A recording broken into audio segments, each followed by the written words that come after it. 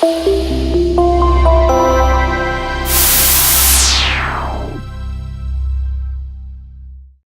everybody, John Costigan here, and I got a quick little tip for you called the humble email. And it's an email that you're going to send out when you have a customer or a prospect who is either delaying or pushing things out, and you feel like you are probably pushing too hard. It's funny. I'm a big believer. Time kills all deals. And even on a CD I did years ago, which was funny. This is like the second or third take because I started coughing and then my phone rang, and so. But all of a sudden I'm looking at the screen. I'm like, oh yeah, there's the darn thing right. I'm like, oh, there it is, right there. So it's funny. There's a track on one of those 5 discs that says yes is a great answer, no is a good answer, but maybe stinks. And when I say that in class, everybody goes, or I'm speaking in front of an audience, they'll go, oh, absolutely, yep, yes is great, no is good as long as we get it early on, but maybe stinks. Because you get stuck in this place called Hope Alley, where you just keep hoping you get the deal. So there's a balancing act there because we know time kills all deals, and we want to get that no up front if we can. That way we don't waste resources. But sometimes hope isn't a bad thing.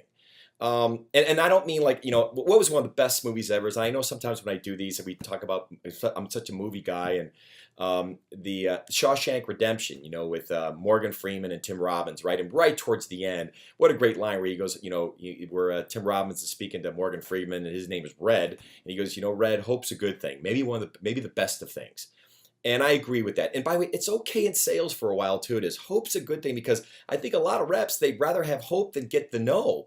So sometimes you may not ask that one question because your fear is you're going to get a no. So you'd rather leave going, hey, at least I didn't get a no, and I have some hope. And it's not bad. It's okay to be in hope. The only problem is you want to make sure that being in hope doesn't take a lot of your time and resources during that time before they make a decision. And if that's just a simple quick email you send or something like that, that's fine. I'm going to get to the email what you're going to send, but hope's a good thing, even in sales. But you could take some steps to still a little bit be in hope, but try to close that window to get closure. And here's one of the steps. I see people sending emails saying, I don't want to pester you. I know you're really busy, and then you go, want to know how this opportunity's looking, where's it sitting? And when you do that, you know what that email sounds like? It's like, hey, I know you're busy, don't want to pester you, but I don't care. I want an answer because my boss is getting on me, or you're a business owner and you're tired of, wondering if they're ever going to buy this thing. So I'm going to change a couple words. I think it's really going to help. And it's still about you, but it's more about a human you, not a salesperson on quota you.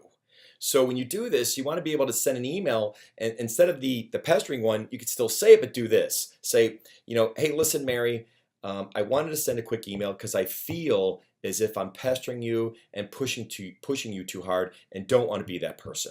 Hey, if this is something you folks still want to move forward with, please let us know. If not, hey, all good. Hey, wish you all the best. Have a great weekend, John. And what's really wonderful about that is that when you do that, you're appealing to the human element, and that email does work. It really does. Now, again, granted, if they've stalled, that means you've already worked with them, you've had a conversation, you've built a connection, you've gotten some rapport, so you've earned the right to send that email. I think on that CD, I made a comment. I said, listen, the last thing you want to do is feel as if you're the doctor begging them to go into surgery. Remember, they have the challenge. It's their problem, not yours. So I can use that metaphorically speaking, but in that vein, I want to send an email that sounds like that, saying, hey, listen, hey, Mary, I feel like I'm pushing too hard, and I really don't want to be that person. I don't want this to be uncomfortable when I reach out to you. So tell you what, if you guys want to do this, hey, would love to talk to you. If not, want to keep talking to you. If not, hey, let me know what you think the next steps are, or maybe the new time of when you may want to do this. All the best, John. And I'll tell you, it's funny, I've done that so many times. I had one person say to me, yep, I think you kind of are pushing a little too hard. I went, awesome. And I replied back, hey, first off, thank you for saying that to me. I don't want to be that person. You let me know what the next step is. And he goes, tell you what, John, we've moved this out, but we definitely are still interested. Here's our next steps. So, and then the other great emails when they come back to you and you go, oh, no, you're not pushing too hard. I really have been busy, but how about this? Let's do this.